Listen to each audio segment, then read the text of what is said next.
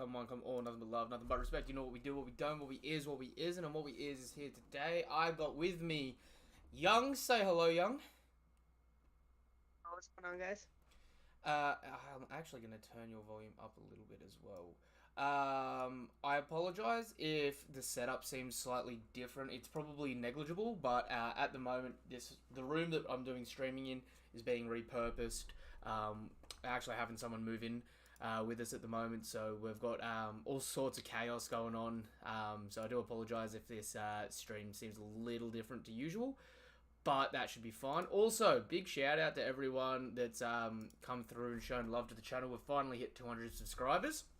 So, I've gone through the effort of upgrading our goal to 1/4 of 1k. So we're going to push for 250 subs now. So thank you guys and girls that have come through and done that. And we're going to get into the greatness that is One Piece chapter 1096, Kumachi. There was a lot of stuff in this chapter. But as always, I've got to ask, what are your thoughts on the chapter, Young? Uh, Definitely. I'd say better than any like any normal Egghead chapter, but I also like how it didn't necessarily go too like heavy-handed for God Valley. Like it did go heavy-handed for the God Valley stuff, but it didn't necessarily like stay there. I like how we got that little like 2 or 3 pages to just breathe afterwards because it is still Kuma's story. I'm okay with it being a touch of a teaser as long as we get this in another person's flashback later on. Oh Like, yeah, I think that's how they might do it. Like they're gonna piece it to, like we got this part of the flashback, then the next time we see it, it's gonna be like maybe Garp or something, and then maybe we can just Frankenstein together what happens instead of it being told in one continuous like story. I'm hoping really and genuinely that what ends up happening is it actually comes out in the Gold Roger flashback. So we get like a rough understanding of all these events, but really it's when we get to Laugh Tale before the Void Century flashback. I think it would be good to get like a Pirate King flashback as we're like pulling up to Egghead. Sorry, to Laugh Tale, right? So it's like Right. we find out where it is. We're going to the treasure. We get the reveal of what the island looks like, and before we see the island as the readers, we start Roger's flashback, going through his whole journey, and then we recatch back up just before the he laughs scene with their reaction to seeing the island as well, and then like in the same chapter, it'll be like 2 double-page spreads of Roger and Luffy's reaction to it. Is what I'm kind of hoping, Right. because I feel like that would like look, there's already a lot of parallels between Luffy and Roger, but I feel like that would really cement it. You know what I mean? But Yeah. that being said, this chapter has so many crazy little Easter eggs and stuff like that in it.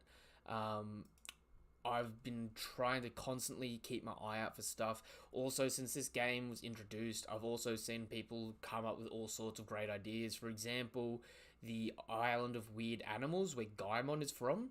Um, Gaimon was stuck in a treasure chest, but it was an island that had 6 treasure chests. So I'm wondering if in the past that island also hosted the Celestial Dragons hunting game at some point. Right. Um, it just makes stuff a lot more interesting. And what actually would make it even crazier is if it did host one of the Celestial Dragon hunting games in the past, if that was actually originally where um, the Sun God fruit. The strange animals came in. Well, Oh, you mean like the Eureka fruit? yeah, because that may have been the last time the Celestial Dragons had it before Who's Who, Oh. and it may have gotten lost in a very similar event in that ocean in the past. Be- Right. And then maybe that's why they're like trying to tell everybody that the East Blue is like the weakest of the four blues. well, That way, like, my even if somebody thoughts. does get the Nika fruit, why would they think it's the Nika fruit? Because you found it in the weakest sea ever. My thoughts on that as well is maybe it's the weakest sea because obviously we've got people like Garp Dragon, Luffy, Roger, Sabo, and Ace from there. So it's like, oh, it shouldn't be that weak. Like these are we've just named like half the top tens. You know what I mean? But at the same point in time, it's kind of like maybe it's the weakest sea on average because in the past all the strong races were literally wiped out there. Like they've probably had a fair Right. few more cullings than the other oceans, hence why they're the weakest now. Wasn't East Blue being one of the weakest of the Blues plot point for Chapter Zero? Yes, partially because Shiki also viewed it insulting that Roger was going to be executed in what was regarded as the weakest of the oceans, even though it was his home ocean. Right. But that also leads into some other craziness. For example, I know I mentioned this on stream, but Shanks's mum and Shanks make an appearance in this chapter, on the first page as a cheeky little Easter egg. That to me is a bit wild. And I also love how like it's just completely glossed over because it's so hidden under the atrocities of this event. But like this chapter did so much for so many people, but also did nothing. If that makes sense. Like the fact that we got some of the God Knights here, we got a 10th family being the Manmire family for the Celestial Dragons. I'm like, okay, cool. Now, if I hear the Manmire name again in the future, I'm going to be more interested in it. We also see some Celestial Dragon women that are combatants, which is kind of interesting to see. Because it's like really rare for us to see Celestial Dragon combatants in the first place. And I know Oda, Yeah, and then yeah, he tends to lean towards, one gender a lot heavier. male combatants. Yeah. And unless it's like, you know, Amazon Lily, it's mainly male combatants. Mm. I mean, in Wano we had like what, Ulti? That's one of the only like I mean there was Big Mom, but Ulti, Yamato, and Big Mom. But like they set up that yeah. Smoothie just to get Smoothie out of the arc as well. Right. And I mean, like, what Wano probably had like 100 different named characters, maybe even a bit more. It was Right. definitely like very heavily skewed, as it always is. Like, like it is a shonen series, like a series for young boys. Um, Yeah, so it doesn't necessarily focus too hard on any of that. how did this chapter make you feel about Garp and Kong? Ong, about as useless as he's ever been, and Garp, I like how he has no reaction until it's like, oh, Roger's there? Okay, I'm going. See, You I know, like even with Rocks being there, he had no reaction. He was like, yeah, they probably deserved it. And then Roger gets there and he's like, yeah, no, I'm going to God's Valley. Like, I weirdly enough, I feel like the fact that they've reintroduced Kong here is because he's going to be very relevant in the final war. And like a lot of people have been saying right, Kong's not going to do anything, or Kong's not strong, or he's an old man, or he's not important for the longest. But like people thought the same, like people had the same mindset for the Gorosei for the last 2 decades, and right, now we're like, oh no, the Gorosei is strong. Kong is the only person that we know that got a promotion past Fleet Admiral. You know, right. so like in terms of reputation at the moment, he is the highest world government non-celestial dragon entity, like over Akainu at this point as well. So it's like it does. The only person I could think of that would even be close is Garp himself, and yeah, he won't even get like promoted. You know what I mean? Yeah, and see, I think that's a good thing as well because like I mean, I don't know what your thoughts are, but like, there's also the possibility that Kong's related to the Monkey D family. Um, Monkey D Kong sort of thing. But I think it's like, regardless of if he's related or not, I think the importance of Kong as well is he is going to be above everyone, but below the gods, knights, and Gorosei specifically. Right? He may be individually stronger than them, but like that's where his authority lies at the moment. And I don't think people are prepared to really see him. Like, he is an old, jacked dude. But in his old age, he's still bigger than Garp. Right. So it's like, Oda's really been keeping him in his Like back pocket. Kaido right now. Yeah. And we don't know if he's got a devil fruit or not. Like, he could be just like Garp, where it's just all Hagi. Like, we never really Right. understood where Garp got his idea of training from. You know what I mean? So Right. it'd be interesting Because if I mean, everybody else is like a swordsman or a devil fruit user. exactly. So it'd be interesting to see if Kong is like revealed to end up having been someone that like actually trained Garp, and maybe even initially was the person to implement the battleship bags. Eggs for Breakfast also jumped in. Say hello, my dude. Dudes. Hello. I wasn't sure if you were going to make it, but we're not going for too long because it's late for Turtle Hermit, and I've got plenty of stuff on, so it kind of works out well, doesn't it? Do my Eggs. tax. Oh, I literally just did the same thing earlier. Eggs. General thoughts on the chapter, and did you see baby Shanks and Shanks' mum in the first page? No. No. And good chapter. On the first page, bottom middle panel, next to the dude with the Shakespeare Stash? neck thing. So like Wait, what? so the first page, at the bottom of the first page. The lady who's like, yeah, even our children. Yes. So Yeah. in the Uta manga that was releasing for Film Red, we actually saw Shanks have a flashback, and that was his mum. Right. So it's interesting as well because she's right in front of the 6 treasure chests that are here, and we know that Shanks ends up being found in one of those chests by Roger. Yeah, right. So it's not being focused on, and obviously we cut away from these events, so there's probably more stories to be told here in relation to Garling. But I still think that that's very, very interesting in terms of just like hidden storytelling right at the front there.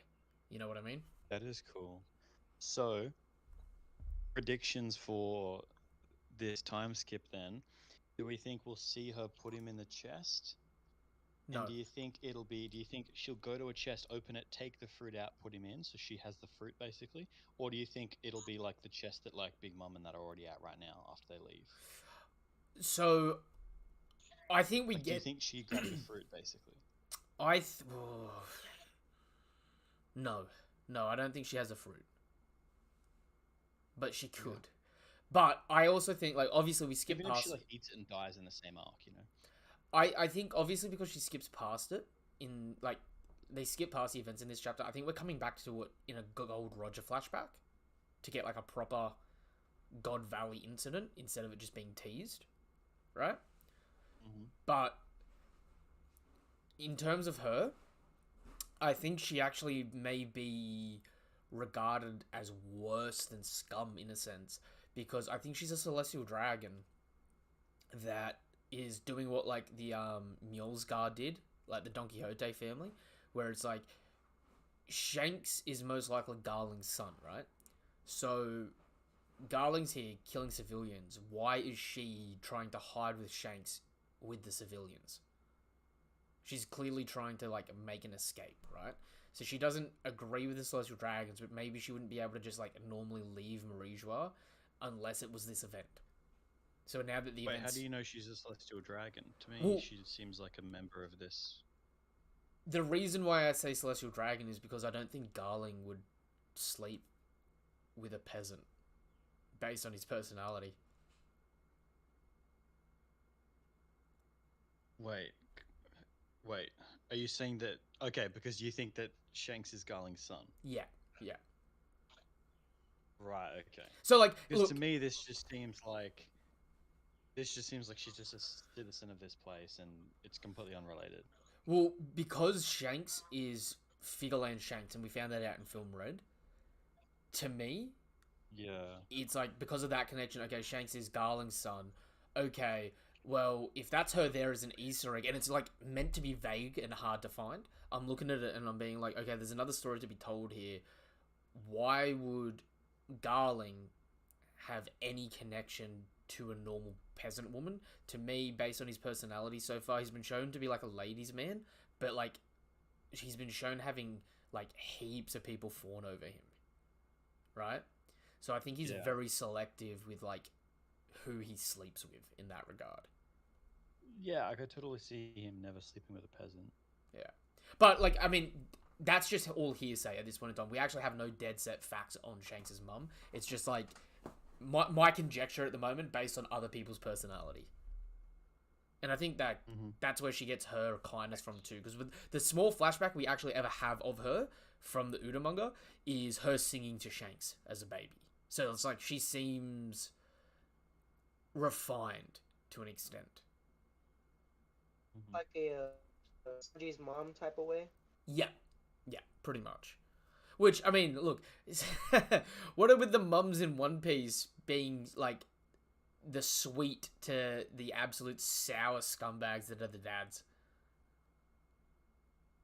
Like, apart from like genuinely, apart from Kuma, I don't know if I can point to a single good happy father figure in One Piece. I know, What sure. about Big Daddy Whitebeard? Oh, okay. Whitebeard and Whitebeard and Kuma. Is there a third? Well, I think that's the point. Is that like Whitebeard is not a genetic father, but he's like the only good father. Yeah, Kind of like the meme of it. Because I would even say like for Kuma, it's like he's a good person, but like he did like turn into a robot. I mean, we don't know why, but he did like turn into a robot and basically like abandon Bonnie. yeah. Which I mean, as we'll find he's out not, this he's a bit of an chapter, absentee father, to be honest. we also find out that he meets Saturn for the first time this chapter, which is very interesting to me. Also, I'm going on the record now, and I was saying to this to Young before you hopped in. Going on the record now, Kong is going to be strong. The reason Oda's reintroducing him here is because he's going to have something to do in the final war, just as another like heavy hitter for the world government side. Man's still active. Oda's bringing him up for a reason. But then we get to this next part, and this is actually really interesting to me, right? So we have Kong calling up Garp, and Garp like Kong being like, you need to go protect the celestial dragons. Garp's like, why? It's their fault for stealing it from Hajinosu, from Pirate Island, right? And they're clearly being coy about whatever this treasure is. Like they're saying like, they stole the a great treasure from the pirates of Full Lead, and for some reason they've brought it to this island, right? But Garp doesn't care about all that. He just cares about Roger coming, right? To me, that treasure has something to do with the Void Century, because when we actually get Roger introduced in this chapter, Roger says that he's been waiting a year to get to here. Now, we know he doesn't mean like it took him a literal year to travel to God Valley. It's because a year ago he made it to Lodestar for the first time, which means he found out about the Void Century a year ago. So he wants to be here for something to do with the Void Century, right? The Rocks Pirates and what they're doing here is they're all here for different reasons and different goals. So, like, Big Mum's here to get Devil Fruits doesn't mean she's here for why Rocks is here. You know what I mean? But that treasure, I think, is clearly being set up to be Captain John's treasure post God Valley. So it was like, Yeah, that's what I was thinking. Especially since like when Captain John first pulls up, he's literally like, "Oh yeah, that's my treasure."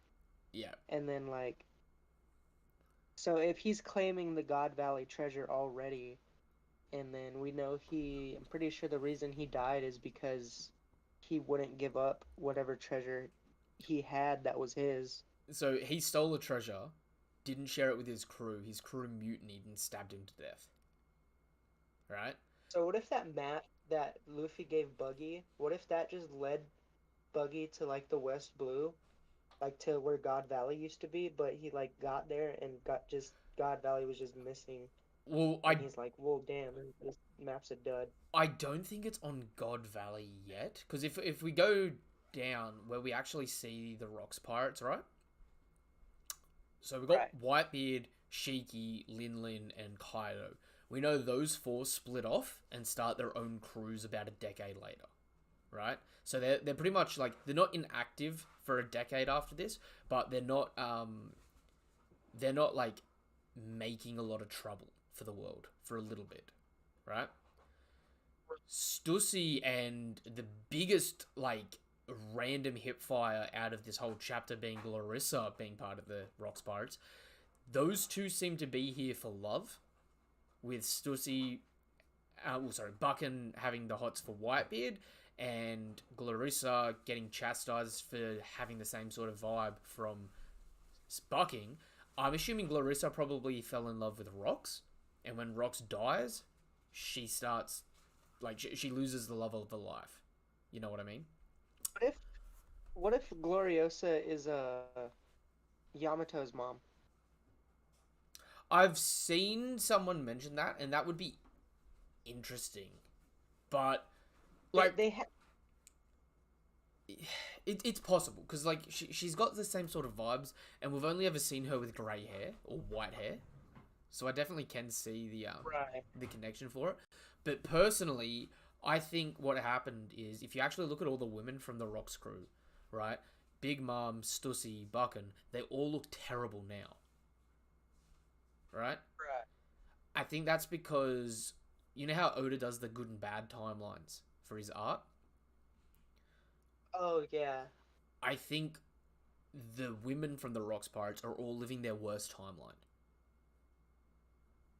So Right. Big Mum never healed the world and like made a place for everyone to eat at the same table. Clarissa never got to live her life with the love of her life, Rox, who passed away, and Buchan didn't get to spend her life with Whitebeard and inherit his treasure with him. Right, so like those three women like lived their worst life. Then the last three being Captain John and the unnamed dude with the helmet and the unnamed dude smiling. Those three we've already met in Thriller Bark. So Captain John and the dude with the helmet are both General Zombies, and the guy that's smiling down the bottom left, he's actually the dude to the left of Kaido's knee, and he's actually got 4 arms. And he's actually one of the General Zombies from Thriller Bark as well. So, like... There's also the guy in the back, he has claws, and there's also a zombie at Thriller Bark that has the same claws. The only problem is the dude with the claws. We can't get a good look at his face, because honestly, he looks like Roshi with like a Kano Kuni hat to me. But, like, there is a guy that fights with the claws that's got, like, a circle armor sort of vibe, and that very well could be him too. But the point being, wasn't that Blackbeard's thing? Blackbeard also had the claws, yeah. But Blackbeard hasn't met Whitebeard yet, because Blackbeard doesn't meet Whitebeard. Blackbeard at this point in time is like 2 years young. Yeah, I just mean it's interesting because like Blackbeard copies a lot of Zebek's things, and he also happened to have the same kind of fighting style as Zebek, or not Zebek, but of one of his crew members. Yeah, it definitely is interesting. Also, if you look at the exclamation mark down near Whitebeard's Whitebeard, you see Streusen hiding out. Big Mum's one and only potential first hubby. Oh, it's disgusting to think that he may have been Perispero's father. That disgusts me to no ends. I mean, there's got to be a reason Perispero was obsessed with clicking things. You know what I mean? But The point I was making by bringing up this panel system here is the main four the main four people of the Rocks pirates, apart from Rocks, being Whitebeard, Shiki, Lin, and Kaido. They all leave God Valley, going their own separate ways, right? Bucken. I keep calling it Stussy. Bucken and Clarissa, we know, go off and live their lives a bit more mundanely, doing other stuff. So Clarissa goes back to the Kuja, and Bucken ends up going over to the Mads organization, right? Leaving these three silhouettes down the bottom left to bide for power over the remnants of the Rocks pirates post God Valley, since we know Zebek's gone. So my interpretation is Captain John steals the treasure back from the Celestial Dragons in this incident after Roger already finds whatever information he needs from it. Right? Once he steals that treasure back, he hides it. Once these pirates get back to Hajinosu, what ends up happening is they have an argument between them over who's going to be the new leader of the Rocks Pirates, or whatever it's going to be called post the death of Rocks, right? Resulting in the three of them to kill each other, leaving Wang Ji or Ochoko to be the only remaining survivor of those people, and for him to take over Empty Bluffs. For him to take over Pirate Island, Hajinosu, until the Red Port incident in the time skip, where Law, Kobe, and Blackbeard end up killing him. Which You know what theory I like? What? I like the idea that Moria was basically just like collecting Pokemon zombies by going and hunting down each of the old Rocks members from like bottom to top, basically. And he got all the way up to Kaido and tried to fight Kaido, because back then Kaido would have been ranked a bit lower than like Big Mom and Whitebeard due to his age. And so he got up to Kaido and then went, yeah, I've got Captain John zombie, I've got all these other zombies, let's go fight Kaido. And then he got wrecked, and like Kaido's basically like him climbing up the ladder, and that's as high as he got, and then he got wiped out. So and that's why he has like all the other Rocks members. And his like grand plan on how to dominate the world was basically to create his own Rocks crew again by zombifying all the Rocks members.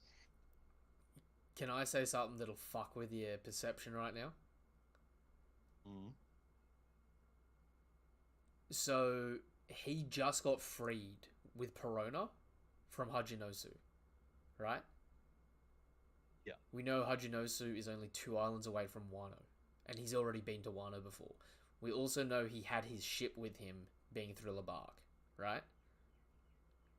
Yeah. So what if after escaping, he ends up escaping back to Wano to recover, where he's able to get Kaido and Big Mom's corpses? And he's just doing the repeat. Pretty OP. But obviously that would be much weaker because they'll have a weaker soul in them, right?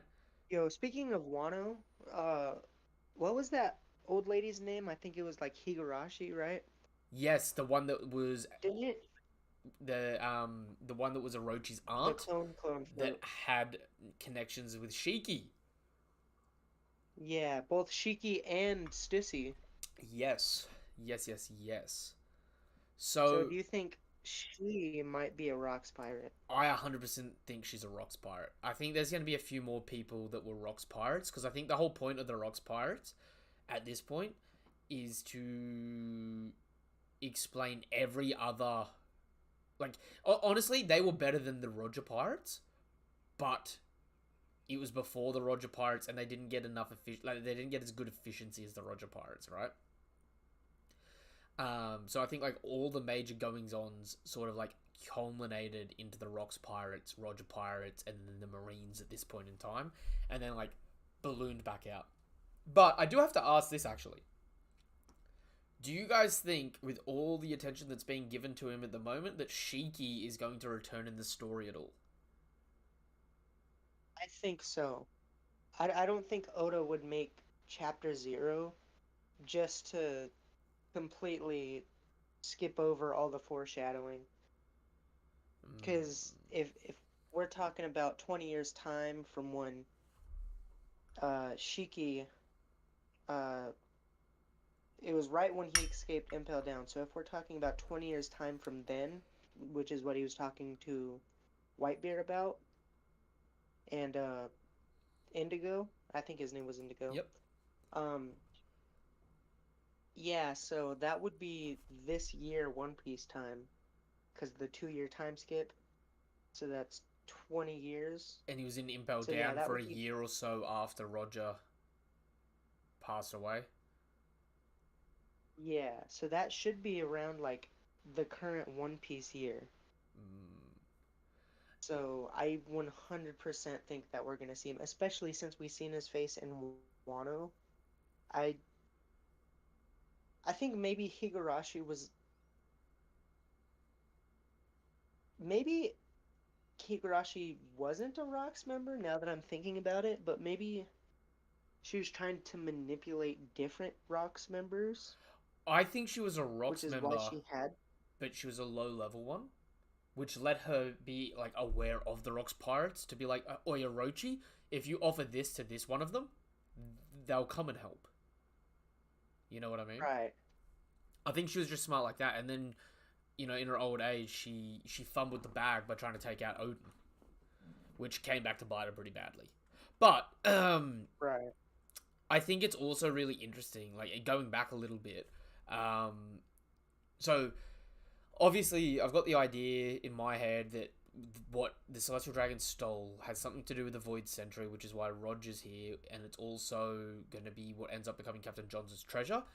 That sets up the Cross Guild with Buggy to have one aspect of One Piece and actually be a real competitor, considering Shanks has poneglyphs now, Luffy has poneglyphs now, Blackbeard doesn't have the poneglyphs per se, but Blackbeard has the rubbings of the poneglyphs from lore, actually same as Shanks, but he's actually got the people to read it being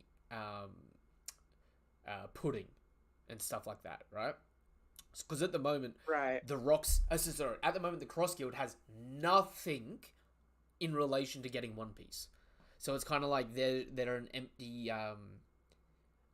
empty progression. You know what I mean? Whereas Right. if this actually ends up being like, oh, one of the biggest things that Roger needed to get One Piece actually ended up happening before Buggy even joined the crew, so Buggy didn't know about it in that regard, right? Ends up being Captain John's treasure, Right. and that ends up being like a major step to the One Piece. That ends up coming full circle then, and also bringing Cross Guild in as like somewhat competitive in the like current marketplace for the Yonko crews. You know what I mean? Yeah. And I think it's also cool because it's like it adds more mystique to it in a way. But then we also get some other crazy stuff. So the civilians are all wearing shirts with targets on their back, which is messed up. Speaking of, Kuma has an arrow in his back this entire chapter, and I feel so sorry for him. The Celestial Dragons, also, genuinely surprised that they're fit enough to chase around civilians to cut them down. Like, they have such warped, messed up bodies. I am genuinely surprised that they can run 100 meters without, like, needing support. I honestly reckon it's the God's Knights, and they're the ones like doing most of it, and then all the other ones are just like on like golf carts cruising around, like a human, and they just start shooting from the golf cart, and So- they're like servants and shit, like reload my gun for me, servant. We see them riding emus, which I'd like to point out, a battle emu, kind of badass in a way, but also very reminiscent of the 20th family of the Celestial Dragons, being the Nefeltari family that ride ducks. Yeah. Right? A flightless bird that they ride around on. Just saying, it's an interesting consistency with the Celestial Dragons in that regard. But that being said, you're right. Like, I was half expecting to see Celestial Dragons going, we'll spare you if you carry us around to the other people, and having, like, like, sarcophagus pharaoh type, people carrying around, like, their, their leaders and that, while the Celestial Dragons are just sitting there, like, take me towards those peasants, and then killing them. But, anyway, we get young Ivankov, and low-key, at this point in time, is Ivankov the most charismatic revolutionary?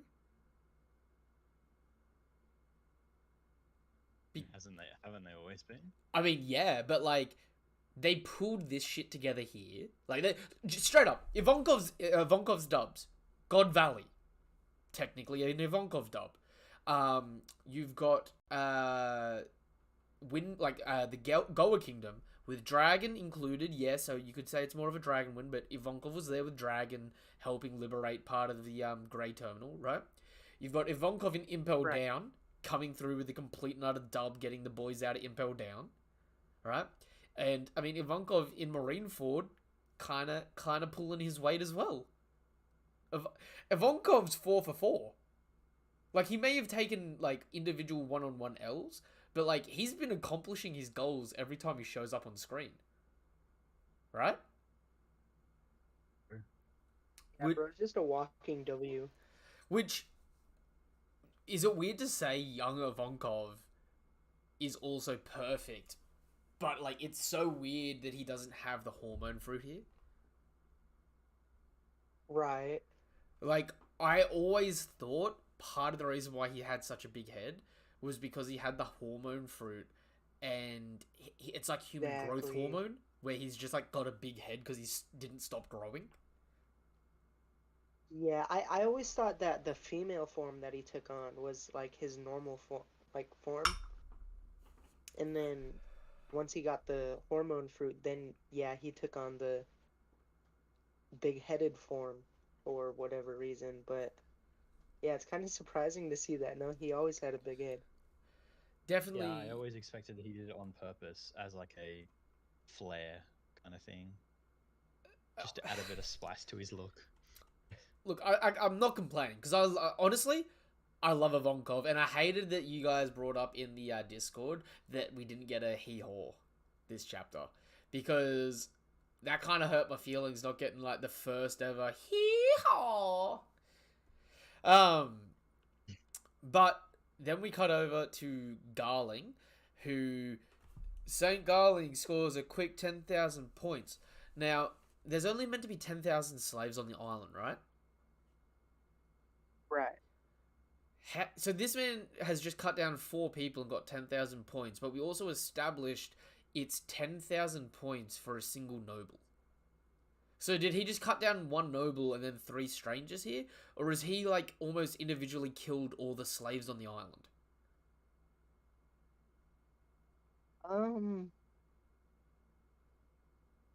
It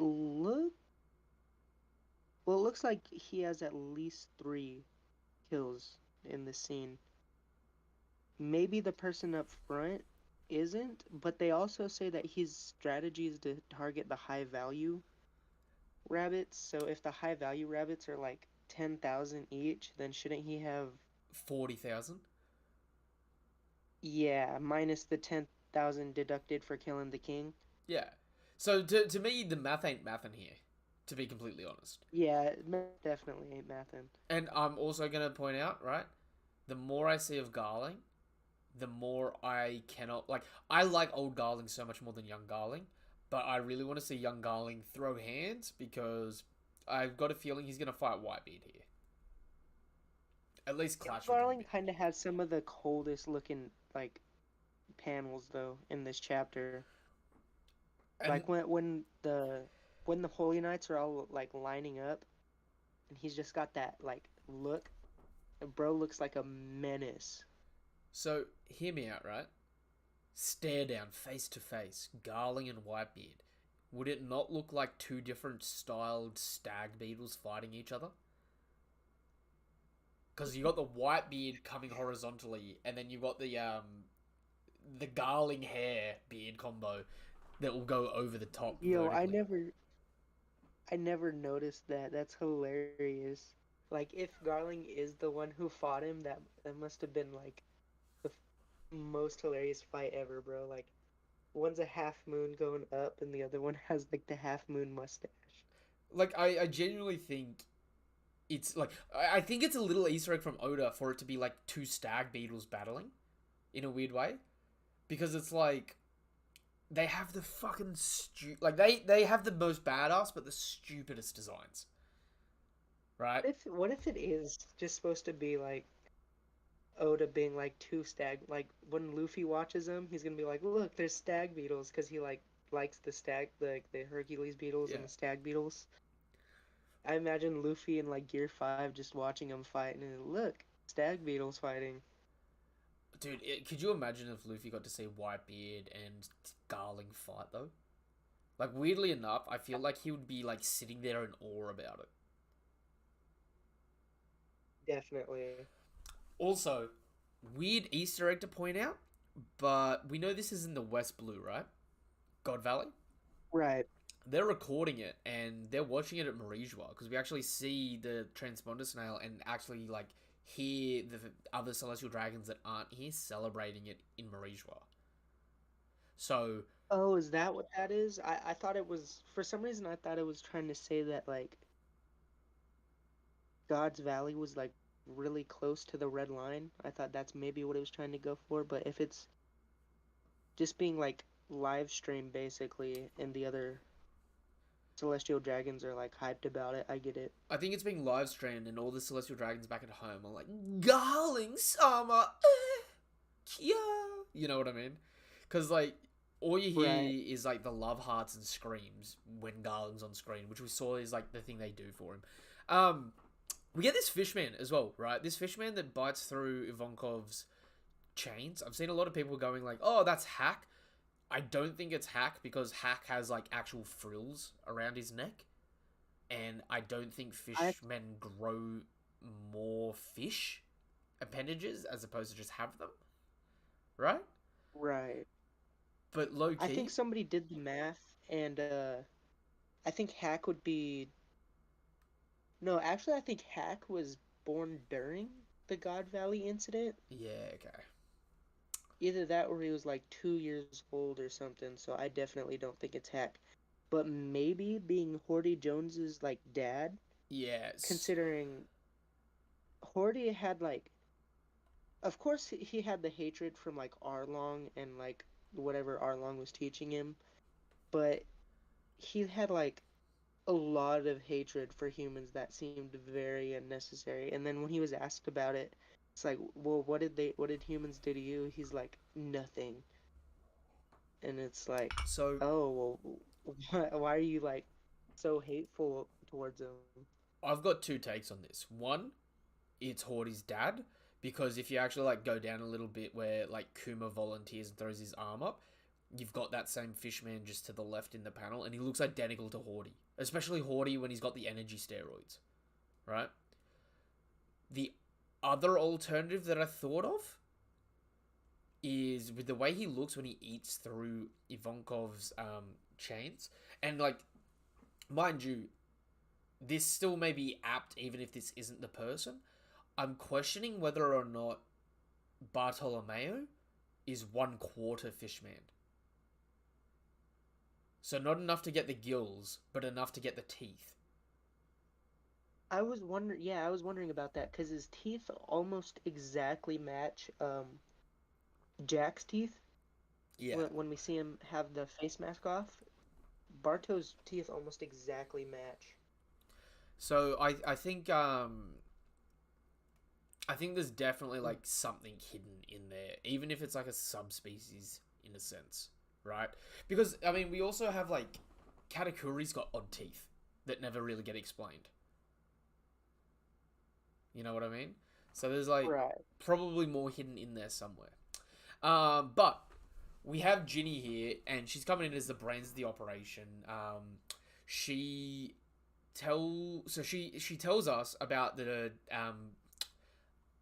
dragon form, the Azura dragon, and the pawpaw fruit. But I think it's also heavily implied that she is aware of all 6 devil fruits.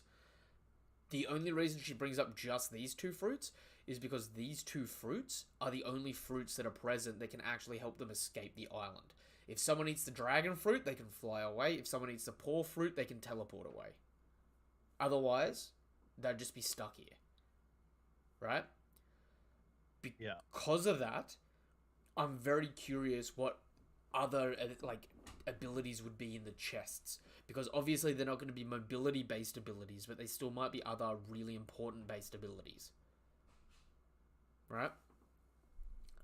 That info as well is potentially one of the things that brings the Rox and Roger Pirates here, because she says that she let the information leak to the outside world, and the only 2 other organizations that show up are the Rox Pirates and the Roger Pirates.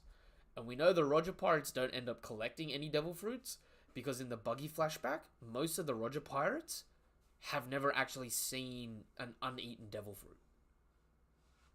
Right? And then, yeah, that's why they ended up just basically giving it to Buggy, because he was the only one willing to even use it for anything. Yeah. So, what I'm sort of thinking at the moment is, on the Rox Pirates, I actually don't think the Rox Pirates are here for the fruit. I think they're all here for different things as well. But I think the person that's here for fruits is Linlin and Kaido.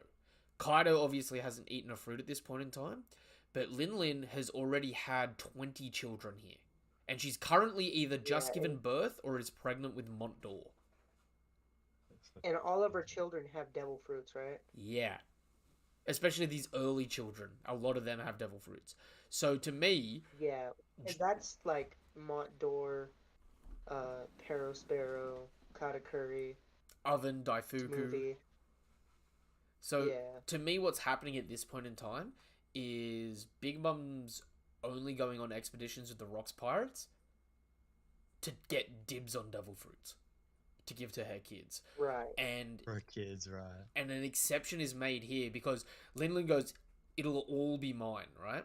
And then Kaido's like, it would be pointless in your hands, Linlin. He's saying that because it's like, you've already eaten a devil fruit. You getting more devil fruits isn't gonna, it's useless. Right? And, right. And we know at the end of this God Valley incident is when he eats his, Azura dragon fruit. So I think the Big Mum hunting the devil fruits aspect is only something that's relevant to her and Kaido here. I think everyone else is here for different reasons. We just don't necessarily know what they all are. Right. Speaking of devil fruits, kind of makes you wonder how special Kuma's devil fruit is, considering it was with one of the strongest mythical zones we've seen. And I was doing a little bit of research earlier. I found this thing called an Onikuma, and it interests me because it says with just like a swipe of its paw, it can completely, I think it says completely kill a human, and then with it completely move big rocks. You know what I mean? So hang on, I'm looking that up right now. It interested me that it interests me that it says with a swipe of its paw or a swipe of its hand, because that's, exactly what Kuma does to use his power. If he wants to move a human, he'll swipe his paw. He wants to, shoot at a human, he'll use his pad cannon. It could be that his fruit is a Zoan fruit. It's just called the pawpaw fruit, but it turns you into an Onikuma kind of thing. Right. Or it's like the pawpaw fruit, but it's meant to invoke the legend of an Onikuma, maybe. Oh yeah, that could be it too. Because looking at it as the biggest indicators of them is just they can move big stones and they eat horses and cattle by the looks of it. But that being said, right, Kuma, the fruit is good, and I don't think I need to twist Eggs' arm here to be Kuma's got one of the best devil fruits in the series. He's always had ridiculous powers, and it's even this chapter seeing more of it is actually wild, because you know what? let me skip to the end of the chapter for a second and like we'll work our way back. But on the second last page, we see these two kids start hurling shit at Kuma. Ginny beats the shit out of them, and then Kuma rejects their damage. Not their pain, he actually completely removes their damage. Yeah. Right? Which, it's something we've thought Kuma's been able to do, but it's not something we've seen him do directly, because normally it's like we just relate it with the pain. Right? I don't know if you've seen this, but I actually brought up in the Discord before, these two guys here end up being Body's first mates. Pre-time skip. So Yo, you know what's kind of sad about that is I'm sure Kuma didn't just like remove their injuries and let the ball of pain or injuries just sit there. So what if I think that means that Kuma had to like take it. remove their pain and then absorb it himself. I kind of agree with that, and I think the thing about that is it's very I mean, it's very Jesus-y, right? Turn the other cheek, I'll take your sins. And Kuma's always walking around with a Bible, living in a church. So there's a lot of interesting symbology there, and it's also really important. Kuma was introduced with Doflamingo, who is the other half of the parallel of Jesus. Right? 12 disciples. The fallen angel. Yeah. So it's like that symbology was made for the two of those characters. One took the emotion, one took the physical. Right? But like, that being said, there's also another perspective here, and I saw someone bring up this theory as well over the weekend, is all this pain that Kuma's been accumulating, right? And in the current story, Kuma's trying to get somewhere at the moment, right? And like he's taking damage from Akainu and stuff like that. What if all the pain that Kuma has accumulated over his entire life, he's about to reject, and he's about to give it to Saturn. So Saturn has to experience everything that Kuma's gone through his whole life. Yo, that would be cool, because especially with the line of, or the interaction with him and Saturn, like talking about how like, just because I was born like a certain race doesn't necessarily mean you need to discriminate against me, you know, I'm still like have feelings too. And also it would kind of be badass also, considering he went to the red line first to get beat up by Akainu. Yeah, get beat up by Akainu and everybody there, just to pop away and then go to Egghead so that he can use all of that on Saturn. Yeah. And I think that would be really fitting as well if, like, it forces one of the Gorosei to experience all the messed up shit they've made everyone else go through for all these years. Right. I don't know. Eggs, how do you feel about that idea? I like it. I think it's a good idea. I don't really have much to add. The alternative, though, could be he's not planning to do it to Saturn, but if he does like remove his pain if he makes it to Egghead, do you know what else could be like a really crazy but funny thing to do with it?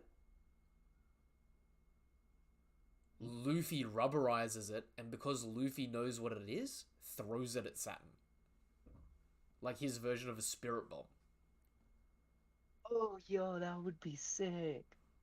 That would be cool. Like, Luffy literally throwing, like, an attack from the hands of liberation at the Saturn. Gorosei, while Luffy's literally the embodiment of liberation. I think that would be, either way, I think it's an amazing thing to see. Also, now that we've gotten past the Kuma stuff, right, let's reel it back a little bit. So we're back. We got the Rox pirates showing up. We hear Rox this chapter, but we don't see him. Rox runs in. Weirdly enough, Whitebeard gives me huge Zoro vibes this chapter.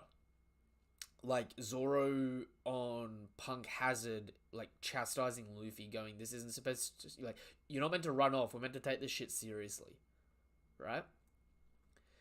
Which is funny because Roger hates it. Sorry, Whitebeard hates it while he's the second in command. But when Odin is under him and Odin does it, he doesn't give a shit. So there's like a level of It's just bitterness because to now it. he's the one who has to deal with it, so Yeah. he doesn't even want to put up with it. Um. Also, I really hope we get to see the Rocks Valley flashback in expanded out later, because I would love to see Shiki doing some shit on this island. Like Yes, bro. I want Shiki doing shit. But the next thing that's important, we see young Goldie Roger. Now, I've seen a lot of people also go, "Oh, this doesn't make a lot of sense because here he's coming in, he's got no mustache," and there's a panel post God Valley where he's getting shanks out of the chest and has a mustache. Just clarifying for anyone that's watching, that came from that came from volume 4 billion, which was a manga tie-in to One Piece Film Red, and that only ever had fan drawings actually done to look real. It was only ever done as a sketch by Oda, and Oda didn't include it in the manga because it was only from his draft notes, right? So Roger having a mustache at that point in time was like in concept art but hadn't been decided upon. Clearly here he doesn't have a mustache and it's meant to make him look younger. Also, for those of you that are also like got eagle eyes, Roger doesn't have his supreme grade sword Ace. He's just got a regular sword here. Also, Roger's clearly fighting with a sword still. So, Oh, so what if Roger gets Ace from God Valley? honestly, I'm wondering if Zebek has Ace. And the parallel of Roger beats Rocks, takes Ace.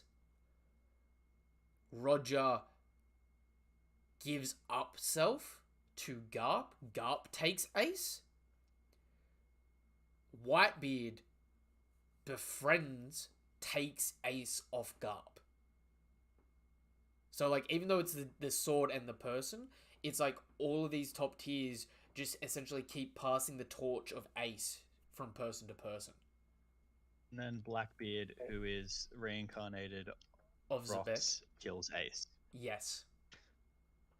Bringing the symbology of it full circle, that it's like, you took Ace off me, now my reincarnation is taking Ace back off you. I, like, personally, I like it.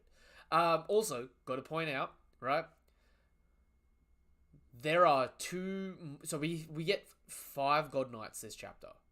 6 God Knights, right? The one behind Garling on this page with the fucking bull skull is terrifying. That is by far the best God Knight design to me. I would be terrified if a dude rocked up wearing a skull. Right? That's fair. And like, this is One Piece. This is the most hyper detailed skull we've seen in the entire story. Normally it's just like cartoon. It's literally like an inch to 2 inch long panel. It's not even that big, but it looks terrifying, and it's obscured by like text speech bubbles. Yeah. When this dude makes his reemergence in the manga, I'm calling it now, he's gonna be like a scythe user. He's gonna be like the embodiment of death. Yo, I want to see him versus Karasu from the Revolutionary Army. Ooh. That would be a cool fight, I'm not gonna lie. Speaking of, right? We haven't really had the chance to talk about this, but I've got an idea about this, right? So this is the God Knights essentially 40 years ago, yeah? Right. So we see how old Garling is now.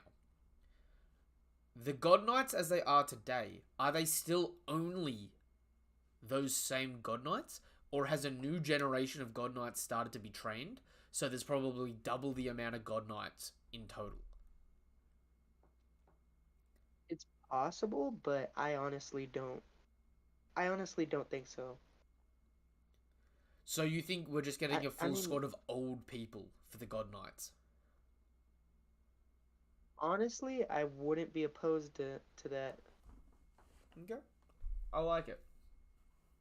I think it's interesting either way. Also, just pointing out, um, when Roger and Rox land, the civilians are like, "Oh my god, Roger and Rox have landed," and we see one massive burst of Conqueror's Haki coming from the island. But the only person that shows up preemptively charging their Haki's Garp. Garp's coming in with the black lightning, looking like an actual raging gorilla. And I fucking love the design on Garp here coming in. Garp's already here. He's just like, I'm here to throw Basically, fists. everybody had swords or a weapon of some sort, and bro's just coming out holding his bicep, charged up hockey. He's here to throw hands. And just straight hands. And I love it. Also, bit of a double back. If you actually look at the architecture for the island, we were talking before about the Roger, Ace, and Zebek parallel. The architecture for this island is the exact same as the architecture for Bonaro Island, where Blackbeard beat Ace. It's the old saloon-y style buildings. So there definitely is a bit more like parallel there, if you want to look at it like that. Which is good. It's good. That being said, Kuma and Ivankov make their way into the middle of the island where they get their fruit, and we see Big Mum chokeslam the shit out of Ivankov. Huh. This is, unironically, the best speed feat we've gotten from Big Mum. And I fucking find it hilarious that it's against a kid that's barely 10. And, like, she just went in on the kid, too. Straight up choking them out. Which, right, part of me is surprised, because we also know that Big Mum at this point in time is meant to, like, have a 50-50 shot of going into mother mode with kids at this age. But, like, clearly it's like a, you know when you've got, like, a Karen going off at a kid because, like, they went to touch their toy that their kid wants to play with? right. I see Big Mum here being, like, you know, when she's with kids, she's like, oh my god, oh, I'm mothering in that. When she wants to get devil fruits for her kids, she'll actually beat children herself, just to be like, fuck it, they ain't my kids. It just shows, like, how cruel she can be in a way, and I really like it. I also, like, find it hilarious that she is just, like, straight up sniffing out these fruits relentlessly, right? Like, she just straight up has no chill on it.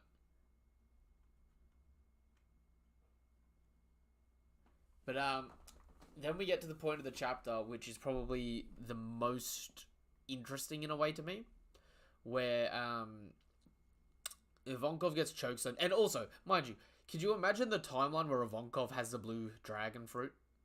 How terrifying a Deathwing would be from that thing? Like, imagine, right? A demolition gust wink. Yo. That would have gone so hard in the weirdest way possible. And because Ivankov has, like, purpley blue... Kagura, bro. Because Ivankov has, like, purpley pink hair as well. Sorry, like, purpley blue hair as well. Like, he would have already fit the aesthetic for the dragon. But, like, imagine just, like, it's just as normal as your dragon, but it's just got Ivankov's face on it. Like a hard cut between the hybrid. Or... Yo, that would be hilarious. Dude, imagine it as well, because you know how Kaido gets, like, it's hard to describe, but, like, the legs that it'll shape like a Z when he's in, like, hybrid form? That just looked like Ivankov's stilettos. Ivankov walking around in hybrid form in heels. Just doing death winks. Weirdly enough, I really kind of want to see a what if Ivankov actually ate that fruit, because I reckon that'd be fucking hilarious. Although Luffy probably would have died. A what if. We need a At lot least of in One an Piece what ifs. SBS or something. Yeah. But okay, then again, we get Kuma get one tapped by Saturn just looking in his direction, and again we get the sound effect for Haki. We see the fire raging around Saturn, and we see 3 small bursts of Haki coming off from it behind him. Again, leaving it ambiguous as fuck whether or not Saturn's ability here is a devil fruit or Haki. As time goes on, I have to ask, what are you guys betting on? Are you betting on it being a devil fruit or Haki at this point? I think it's Baki.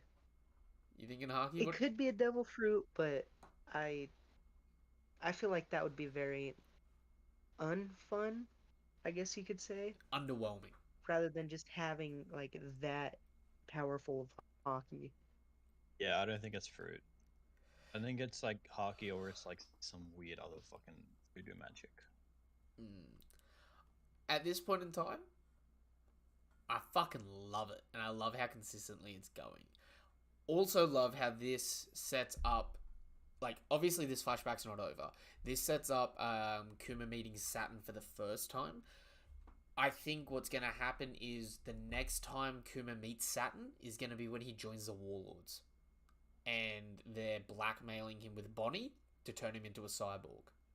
Right?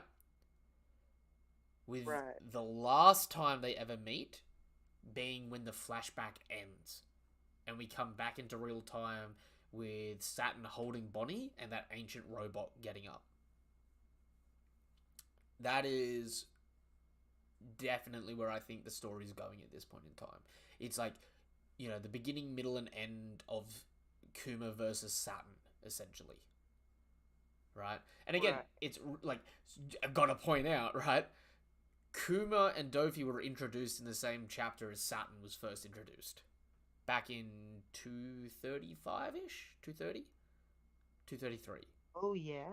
Yeah, 233 I think it is. I think, like, Kuma and Saturn are introduced in the exact same chapter as each other. I'm going to double check that. I think it's 233.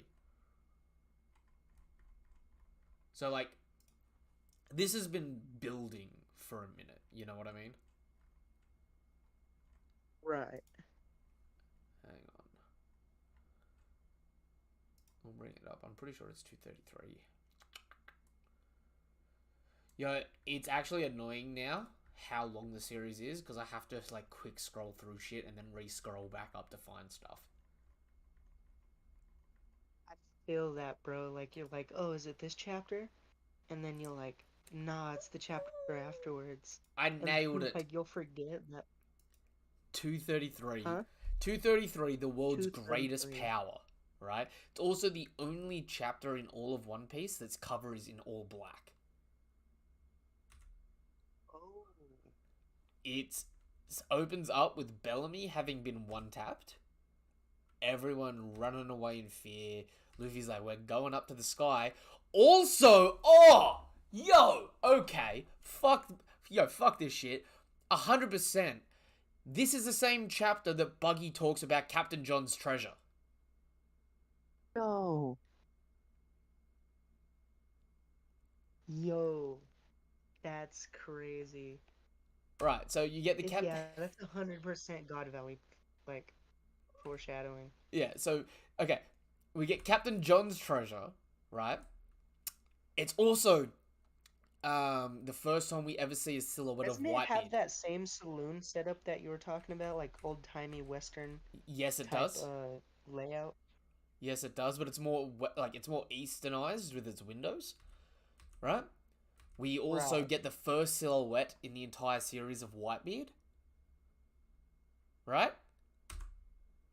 Then we get to Marijois for the first time, where we see, like, the normal, like, knight soldiers. We see the Gorosei for the first time, so Saturn's introduced, and the last page is Kuma and Dofi's introduction. Chapter 233. So, look, I'm just saying, there are clear links between all of them here, are there not? Definitely. especially since all of them were introduced in the same exact chapter. There's no way there isn't. Yo, that is actually wild. Captain John and Whitebeard are introduced in the same chapter. Yeah, that's pretty wild. With the Gorosei and Dofi and Kuma. Yo, that is actually hang on. For those of you that are watching the stream, right? Chapter 233. Right, so we get the world's greatest power. Starts off with the Bellamy Punch, Captain John pages, Buggy pages, Whitebeard pages, Marijua, Celestial Dragons, Kuma and Dofi. That really cements to me in these chapters when shit's being set up for the first time. It's like you really have to go around and look and be like, what else is being set up at the same point in time, because they tend to all have direct relations to each other. You know what I mean? Like that, because we were talking about earlier that Kuma and Dofi were of course introduced together, and one's supposed to be almost like a fallen angel type, and then of course Kuma is almost being set up as a godly type figure. Mm. So I it makes sense why they were introduced together, but past that we really see zero interaction between them basically. Of course it's because Kuma's uh at the point where he's introduced partially a robot and doesn't really have as much free will, but still it makes sense that they were introduced on the same page Yeah. rather than separate or you know Definitely is some so clear links between them there, which is interesting to me. do you think there's any significant importance, or do you see any significant importance in the fact that like it seems like Oda's drawing a lot from biblical mythology or scriptures or whatever to actually the fact that Kuma's praying in a church. Tells Kuma that his mom went to heaven. Kuma carries around a Bible. Um, I would even say that it almost looks like crosshairs on his normal shirt. It also kind of looks like the Celtic cross. Mm.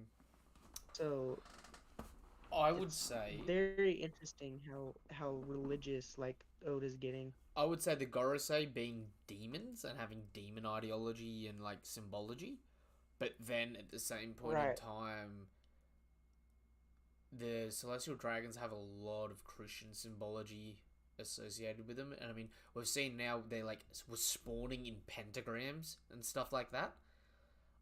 I think it's got more to do Right. with Oda trying to set up the symbology of the Celestial Dragons and the Gorosei and the Room of Authority with him being the genuine representation of hell in One Piece. Not the afterlife, but this is where the monsters reside, where the devil himself resides. And so part of that Right. is showing the opposite of that through Kuma, but the parallel example of it through Dofi, right? Dofi was Right. one celestial dragon with a bit of power, and we saw how much damage he could do. There's 5 to 30 of these dudes of that capacity up there at the moment that are just doing it to the entire world, right? And Kuma's Right. bearing the cross until Luffy can come and liberate them, I think. Right? Which is also important why it's the last act of Kuma's life is to save the Straw Hats. Right. Well, at least I think that works with it really well. Also, just before the God Valley incident completely comes to an end, we see 6 massive bursts of Conqueror's Haki coming off the island as well. I don't know how you guys feel about this. I actually think this is a series of other clashes. So it's Roger Zebek Saturn trying to do it to Kuma, because we see Kuma got away, but we don't know how he got away. Right? We just cut away to it. Right. You know what I mean? And it's like, the important thing about that is it's like, Kuma eats his fruit and immediately gets hit by Saturn, but he still has to save Ivankov and Ginny. So there's like time that passes that we don't see. It's not like he just leaves on his own. You know what I mean? feel like with that instance, I feel like honestly, I just feel like Big Mom just stood up and looked at Saturn and I wouldn't say tried to kill Saturn, but maybe she stood up and like you're saying she had one of her like hunger pang moments, like where she's just going like completely insane and she like maybe attacks Saturn and then while she's attacking Saturn, Kuma just collects Ginny and whoever and sends him away with his paw pad. I tell you what, if that's the case, it makes a lot of sense why like how Big Mum has advanced Haki but doesn't rely on it, because she's like Big Mum fighting Lauren Kidd. Big Mum's fought Saturn apparently. You know what I mean? So from her perspective, she's probably like, yo, she this is probably where Big Mum gets a bit of a Haki bloom. Not fighting Saturn, but trying to survive him. Right? That is something that I want to say about Big Mom fight with Law and Kid is Law and Kid never really beat Big Mom. They kind of just tricked her and then made her like fall. They TKO her. Like Yeah, they they, get a they ring didn't out. overpower her. Yeah. Which is like, it's a good and a bad thing, because it's like, Loki, Big Mom should have just whipped out the more important stuff from her bag earlier, even if it was a bit of overkill. But at the same point in time, it's like, shit, you win some, you lose some. You didn't go all in, and you got beaten for it. What do you expect? You know? But I'm a little upset. Like, I I thought we were gonna get this flashback through Kuma's perspective, so I was expecting us to cut away. But as soon as we started getting God Valley, words don't describe how upset I was to actually like get God Valley and not get the resulting like juicy parts of God Valley. You know? Exactly. Yeah, I was thinking we were gonna get last chapter, maybe a little bit of extra details this chapter, and it's just gonna cut away to like older Kuma, another part of his life. You know what I mean? Yeah. But So yeah, Oda gave us this chapter that just has so much hype behind it, and then he cuts away in the final two pages. so this leaves us still in the flashback. What are your predictions for the rest of the Kuma flashback? Because I think we have important things we have to cover, right? I think the first important thing we have to cover is his relationship with Ginny and him becoming the father to Bonnie. The next big thing that we have to cover is him becoming the tyrant. Yeah, the King of Sorbet, and then become known as like the Tyrant. And then the last two things is him meeting Dragon and the forming of the Revolutionaries, and lastly him meeting Vegapunk and falling to the world government. And I think we're probably going to cover each of these things in like one or two chapters each, right?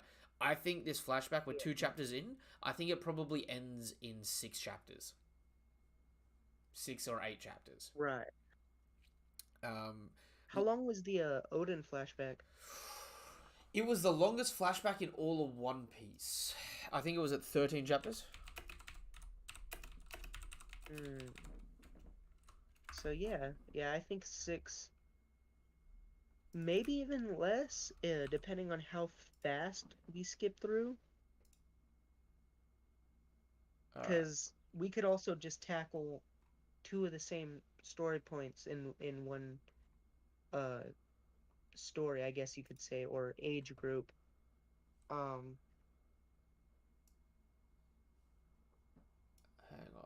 trying to suss out at the I don't moment know. how many chapters it was. Huh?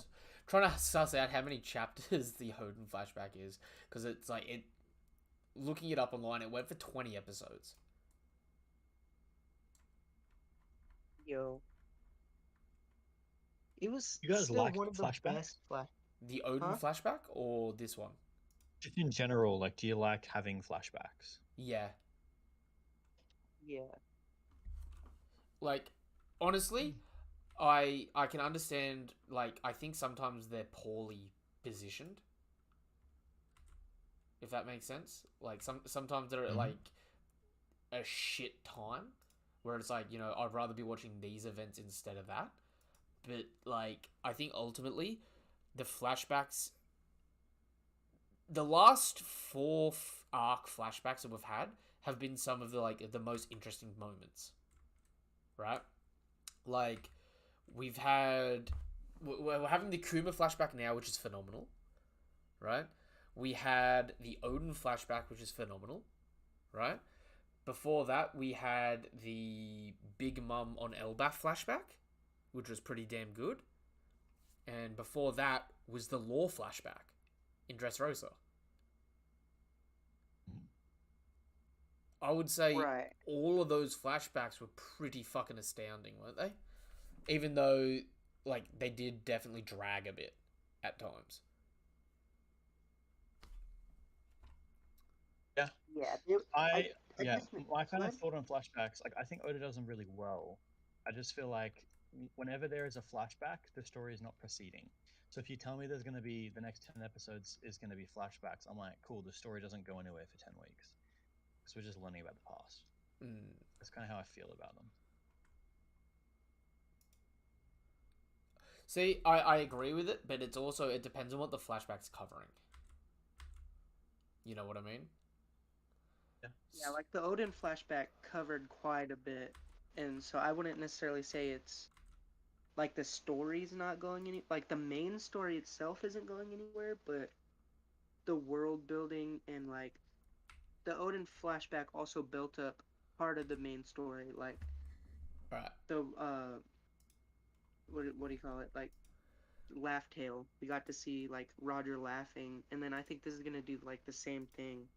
Of course, we're seeing God Valley. It's hyping up God Valley even more, telling us more of the information of why God Valley was even a thing. Um, And and setting I up like the how, revs. Like, I think this is specifically to start setting up the revs and world government. yeah, that's another thing we need to see in the flashback. We need to see Kuma join the Revs and how he meets Dragon, and I want to see what Dragon says to him. Because, I mean, you could just say Dragon just gives him the whole normal spiel about, yeah, we're gonna make the world a better place, this and that. You know what I mean? But kind of want to hear. I don't necessarily want to say a speech, but almost a speech from Dragon to see almost why he's doing what he's doing, rather than like, hey, I'm creating an army, you want to join? And Kuma's like, yeah, bro. You know, I kind of want to see more of like why Kuma wants to join, why it was founded in the first place, why Ivankov wants to join. Mm. Because of Like course we there really is the need to fact that they see. were slaves, so they want to free people because they get what it is to be oppressed. But you know what I mean? It's Yeah, I feel like in that speech, Dragon needs to say why he is doing it as well. We need to kind of have at least like a brief explanation of why he's decided to start it, which also gives us a bit of a dragon, a bit more information about him. right. I think what we may end up getting, right? So hear me out. We're 2 chapters into the flashback now. It started with Kuma's birth, and it covered up to him being like 10 years old, and God Valley. God Valley only took up 1 chapter start to finish. It was half of last chapter and the first half of this chapter. Right? So we're moving events pretty quickly, but we're doing it like lopsidedly, where it's like whatever we end a chapter on, we start up half a chapter of that and then swap to a new thing, right? I think we're gonna cut to Kuma's worked his way up,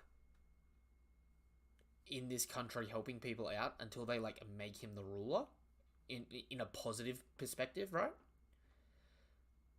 And Ginny's gonna get pregnant, then something's gonna happen with the world government, and they're going to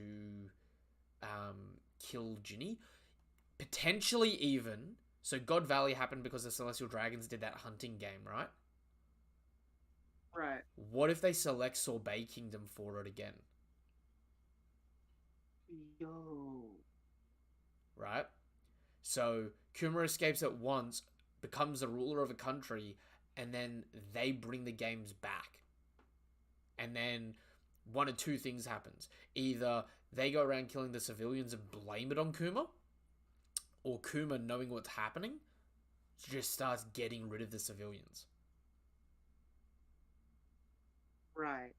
Resulting in his wife dying after she's given birth to Bonnie. Then Kuma, as a single father, being labeled a tyrant, goes and ends up, like, across his journeys, wandering, comes into Dragon's company. Right? Dragon, at this point in time, I don't think we're getting anything of Dragon's flashback, other than he's had a similar situation happen with his partner, in some capacity. Which would be Luffy's mum, and it's Right. going to be, like, mostly off-screened and, like, alluded to. Right? They end up fighting, like founding the Freedom Fighters, during which time they try to enlist Vegapunk in his youth before Vegapunk joins the world government when he's part of Mads. Vegapunk rejects them because they're too poor, gets captured by the world government, and then they sort of give up on the whole Vegapunk aspect of it, right? Time goes on, you know, they skip through a lot more events until the world government ends up offering Kuma a position of warlord, to which he rejects, only to find out that Bonnie's been kidnapped. He accepts the role of warlord, but like the conditions of the warlord thing is that he starts getting experimented on by Vegapunk. So he ends up going to Egghead. Bonnie gets like semi-raised on Egghead, always having like a vice admiral or admiral person like with her, like that she's in their care. Most likely being Kizaru, like Vice Admiral Kizaru back in the day. Until Bonnie ends up escaping, but Kuma's already being transformed here and has come up with another plan, but he can't convey that plan to Bonnie. The only person that he's been able to like let know of the situation is Dragon. So Dragon's aware of it. Eventually, until we catch up to where we were pre-time skip, with like Saturn demanding that you know, the last shred of humanity gets removed from Kuma. Kuma's last act's helping the Straw Hats. Then Marineford happens. Ivankov finds out that Kuma's dead, and then Ivankov gets like informed by Dragon that it's like he did it to save Bonnie, but he also had another plan to get payback on them. You've just got to believe in your friend, sort of thing. Right. That's my thoughts at the moment for how I see this playing out, because it's like more than that. Like there's probably some like other juicy bits here and there, like maybe some interactions with people that we like know in the verse that we've never really dealt with, but like I feel like that makes the most sense for Kuma's character at the moment, and like it explains why Ginny's not around now, as far as we know, unless Ginny is Bonnie and Kuma removes her memories for some weird reason.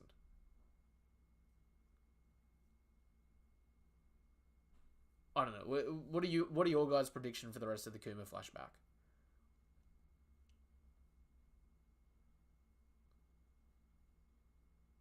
I'm thinking that we get what I'd say,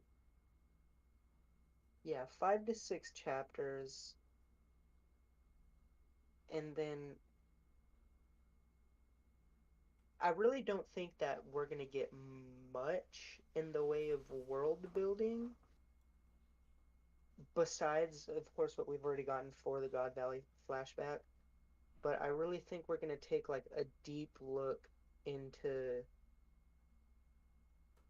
just Kuma as a character.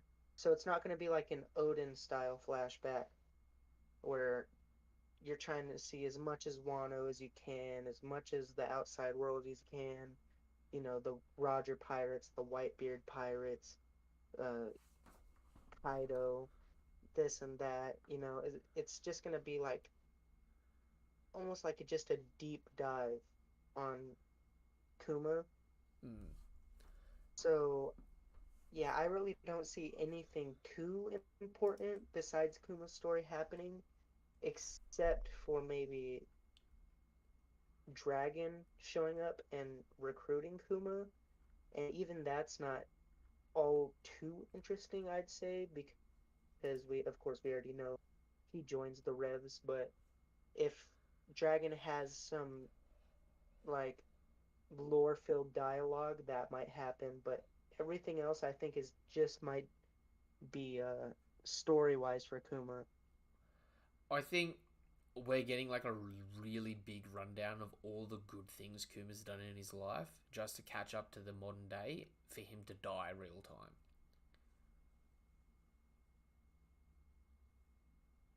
And my kind of thoughts on what's happening is we're getting we're getting like a bunch of Kuma stuff. I think honestly they're gonna cut back and forth, like not for long they're gonna cut back, but like for example, like we're gonna have like Kuma have a little dialogue with Saturn, and then they're gonna cut back right now to like Kuma coming in and saving Bonnie or whatever's gonna happen, and then they go back to the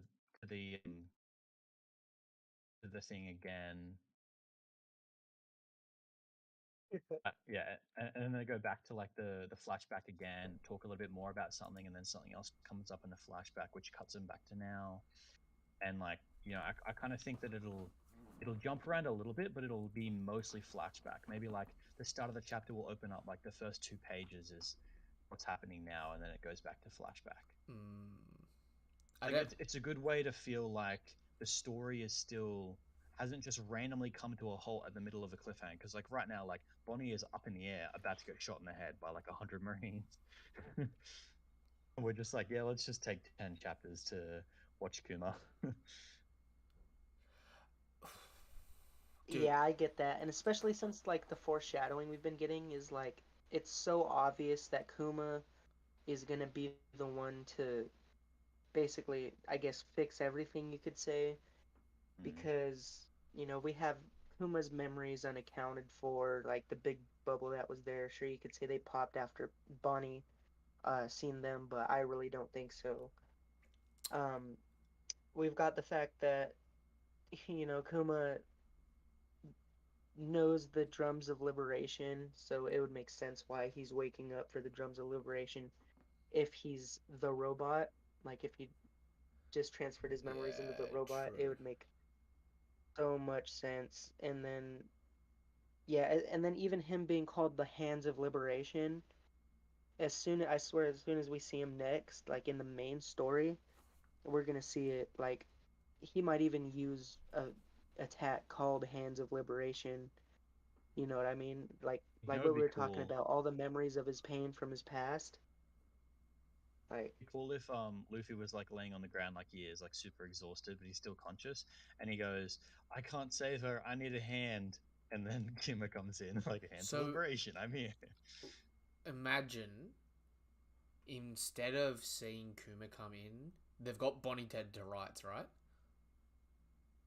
right. Imagine if the next panel we get back in like the modern day is like all of them being really like they're about to enter. Like Sanji screaming, it's like we can't move, help her, no, somebody do something, and like it's it's like it's so dramatic, and then we just see a giant paw bubble floating into the room, and it's all of Kuma's pain, but Saturn blocks it with that like whether it's Haki or a devil fruit, that like telekinetic thing. But all the vice admirals that have got guns pointed at Bonnie cop it, right? And it's like essentially like Saturn's just like holding off this like massive blast of just like suffering and pain. Only for all the screams that have been happening, right? Luffy's like stretched his arm over while still on the ground, like munted, has grabbed Saturn's leg and pulls him into it.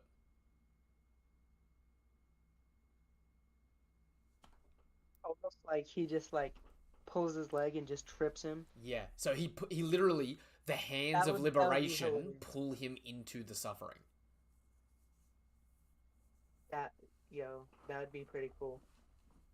And then what ends up happening is you've got Saturn, the vice admirals, and Kizaru all stunned for a brief period of time for the Straw Hats to try and like get together and escape. But just before they do, they're probably going to run into the Blackbeard pirates that are present on the island.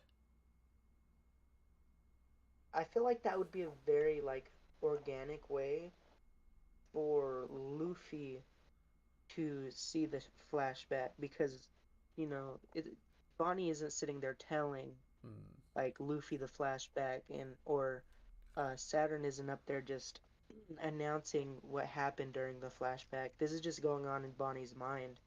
So if we get a moment where Luffy, because you said like he's pulling him into the attack of what we're saying is the memories of the pain, just we get a moment where Luffy actually just understands what all Kuma's been going through, because he's basically getting hit by the attack himself, but it's not like directed towards him.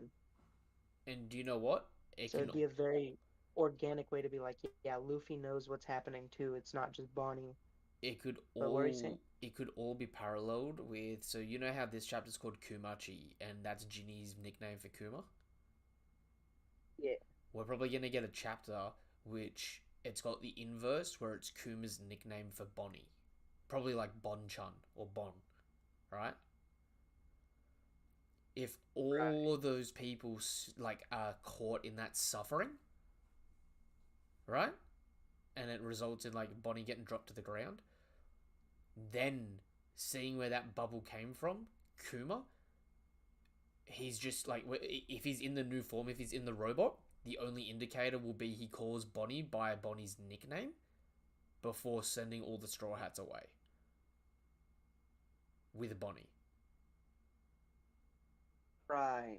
And then the Straw Hats, understanding that that is Kuma, will be twice indebted. So like the end of the times, like the end of the times get Return to Sabbaty ends, remember, with Frankie having a sit down with all the Straw Hats saying we owe Kuma a life debt.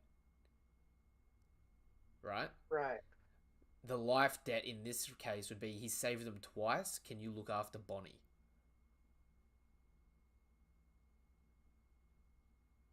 Leaving Bonnie to potentially join the Straw Hats, even just temporarily. Speaking of joining the Straw Hats, what do you think of the theory that of like Kuma joining the Straw Hats, or somebody with Kuma's devil fruit? How do you think that would play out with the current events? My idea is it's Bonnie, because instead of it being Kuma and Kuma's devil fruit, it's what Kuma produced, which is Bonnie. Right. Right? So it's like Bonnie's inheriting Kuma's will in that regard. And plus, like, as much as I love Kuma, he doesn't, like, aesthetically fit with the crew too well. But Bonnie does. Right. You know what I mean? Didn't like the demeanor either. Yeah.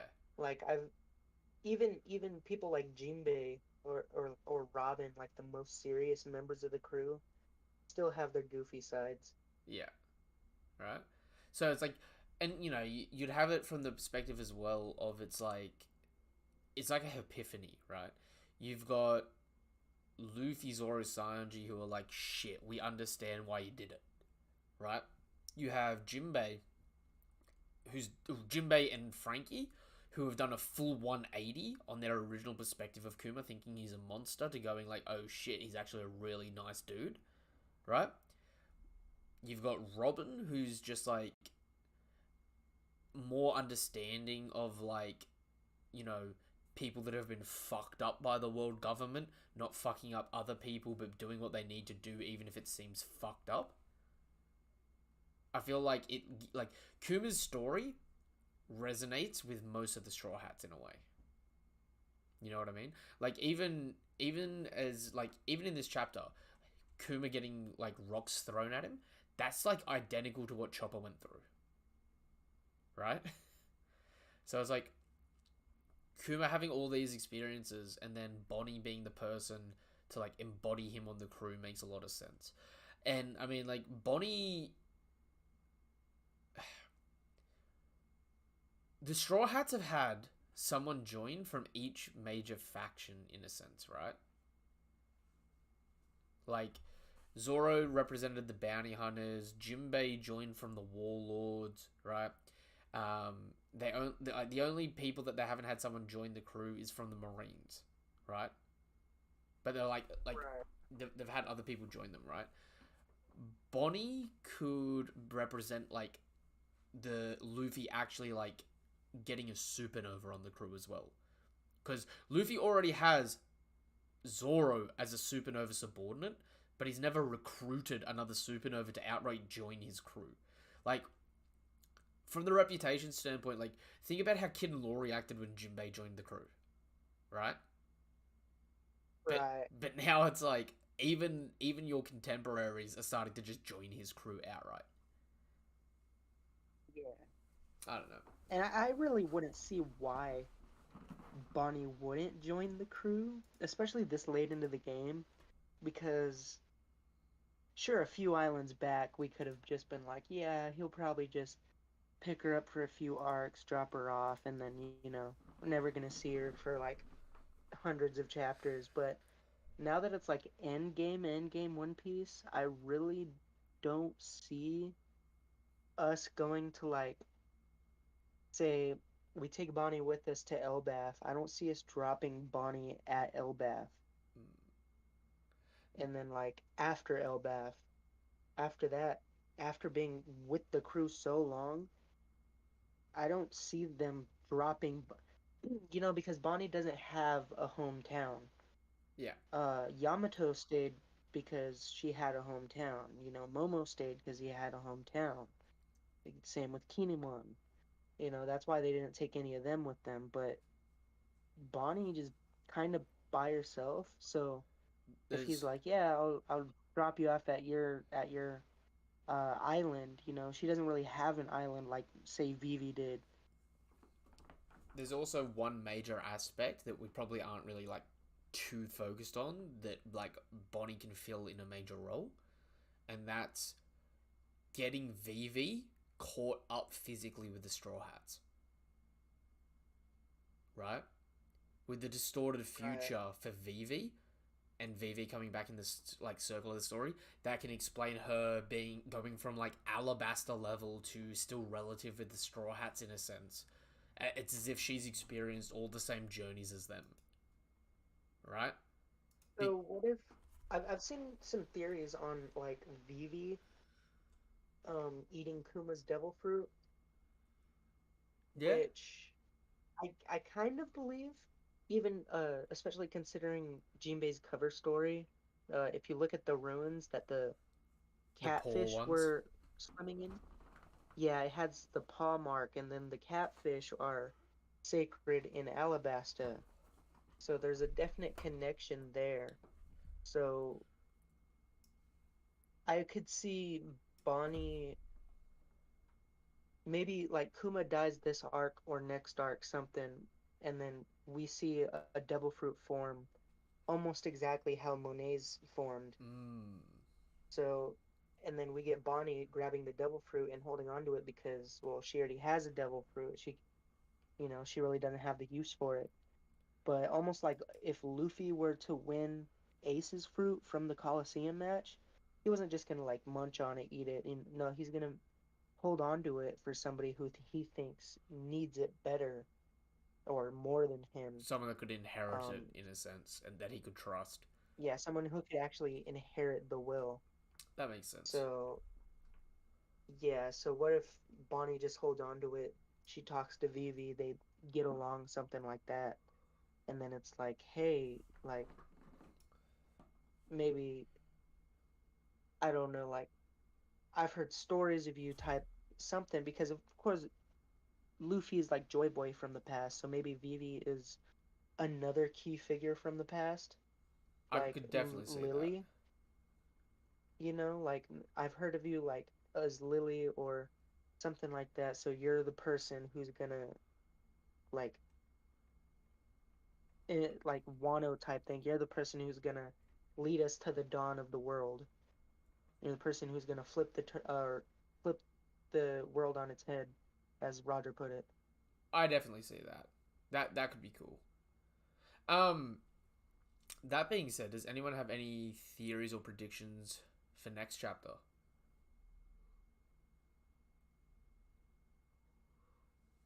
Really don't. No? Yeah, honestly, no. Like I, of course we're like gonna see like him becoming the king of sorbet. I really don't see why we wouldn't see that or him or why he's the tyrant, but I really don't see anything like I was saying earlier, I don't really see anything too important going on for the rest of his backstory because I feel like if you put more like already with God Valley, people want more God Valley even though it's not the God Valley flashback, it's Kuma's flashback. Hmm. So the fact that we already spent so much time on God Valley, a really hype moment, I feel like we need the time to cool down and really center the story around Kuma to be like, yeah, this is Kuma's story. We're not gonna go to like God Valley again and see how it ends and then come back and then like, no, it's gonna follow Kuma, but I really don't see anything too like him becoming the tyrant of Sorbet Kingdom. Honestly just see that as fake news. You know what I Yeah. mean? Just Like I said, something by the world government. like either it's he houses the freedom fighters, so they call him a tyrant, or Right. they actually have like another one of these celestial dragon hunting games and blame Kuma, who was the king at the time. Like Yeah. I see it being The something as only thing simple I as could that. really theorize, huh? I definitely just see it being something as simple as that. Right.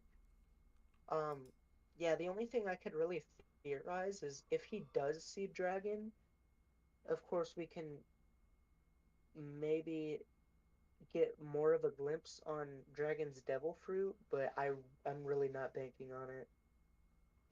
Especially since we've seen Dragon several times and his devil fruit is rarely the focus of the scene he's in. Yeah, that's fair. Hang on a second. Rocks Pirates flag. I'm just looking at the flag in this latest chapter, and it's different to how we've seen it previously, which is interesting. Because in previous chapters, it was like two whisks or like two fiery horns on the flag, and looking at it in this Right. chapter, it looks like the other horn's been cut off.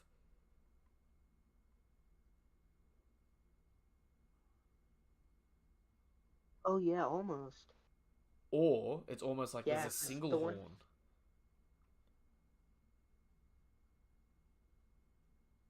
Hmm. I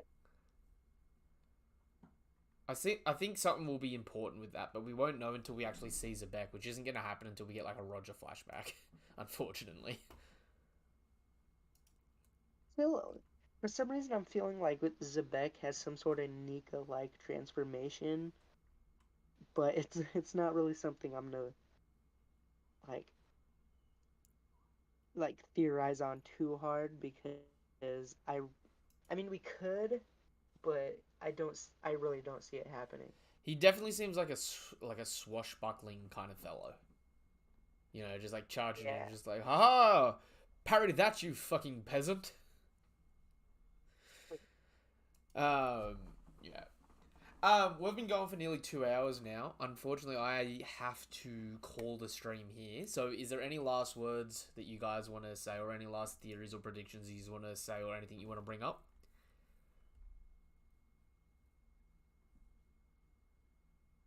No, I'm happy. All right. Yeah, pretty productive stream. I'll end the stream on two very important things. Right? One, Bogart's presence. So Bogart at God Valley. All right, we may be getting Bogart versus Rayleigh here. And the last thing is, I think the best looking Rocks pirate is by far Captain John. He has such a clean look about him to me. Seems like so much more piratey. I love it. That being said, this is chapter 1096 of One Piece, the live discussion. Say goodbye, Eggs and Young. Goodbye. And until the next chapter of One Piece, or until the next video of mine you watch, whatever it is you're here for, thank you guys and girls for coming through. We really appreciate it. And if you haven't already, subscribe to the channel, hit the bell icon for more notifications of content like this, give the video a thumbs up and all that good stuff. Help us hit our new goal of 250 subscribers, and nothing but love, nothing but respect. Peace. Have a damn good day. Goodbye.